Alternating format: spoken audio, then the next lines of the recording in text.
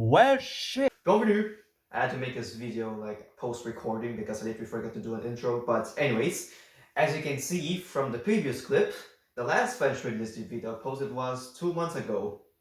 Yeah, and the reason why is because I had to prepare a lot of exams, study a lot, and even though I actually had a bit of free time, I was feeling kind of lazy.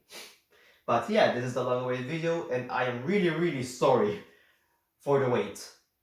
And yeah, in today's video, we're going to talk about the definite and indefinite articles. Now, before we move on, you may be wondering what the heck are definite and indefinite articles.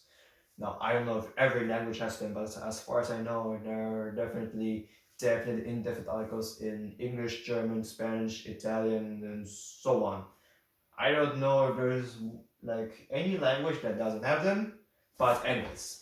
Now, to define them, what the heck they are, the definite article is basically used to indicate a noun that is specific.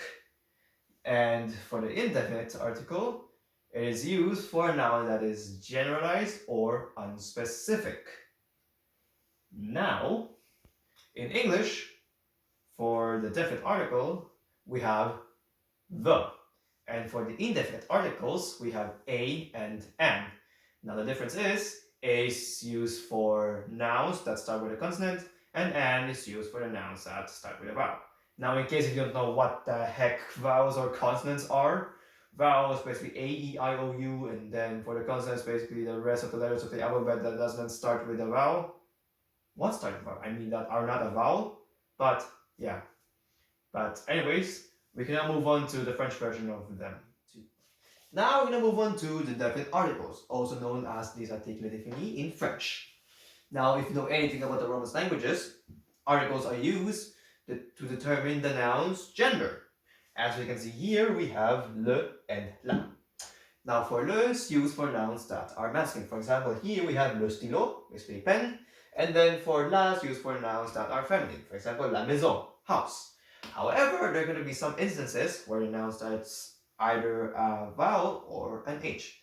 It is basically a common rule in the French language that having like, for example, like an article and that has like a vowel, for example, le or la, and the next to a word that starts with a vowel, for example, œuf or internet. It gets weird. Well, that's for the French. So they decided, let's just use L. Now, for example, we have leuf, egg. And then we're going to move on to the plural. No matter if the noun is masculine or feminine, we just use les. Same goes when if the noun starts with a vowel. It doesn't matter, since there's like consonant next to a vowel. So it doesn't matter. But anyways, for example, we have les élèves, students. Now we're going to move on to the indefinite articles. And we have the indefinite articles, also known as les articles indéfinis.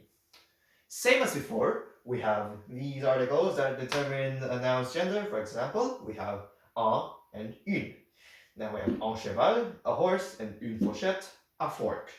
Now, how about a noun that is feminine, but starts with a vowel?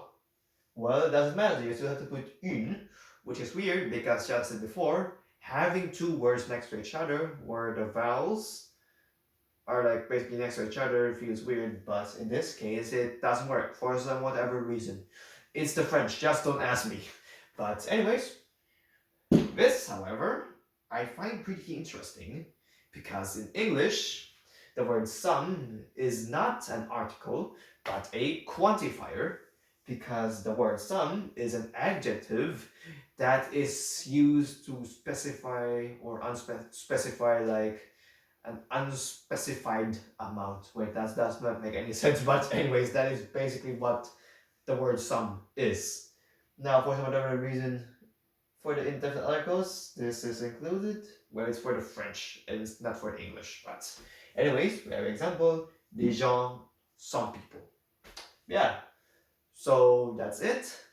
These are the indefinite and definite articles. I've reversed them again, but yeah, that's basically what I've covered in this video so far. And I hope you've enjoyed watching this long-awaited video, which took 2 months of being buried in exams and then getting lazy on specific amount of times that I literally had a chance to make this video. But yeah, here it is. Just yeah. And this time, I'm actually promising this time that I'll take seriously. I'm going to post the 3rd episode of French with Listy. And the topic is going to be the possessive adjectives and the possessive pronouns. I'm also going to explain the difference between them. Don't worry. So yeah, that's the topic for the upcoming 3rd video. French articles that are definite indefinite. What? We also have them in English, we also have them in German, and Spanish, and so on. But to put it simply, the same goes when, for example, the first word starts with this. Les. Yeah, that's it. I should also explain the examples. I didn't explain the example because that's with that vowel. And it starts.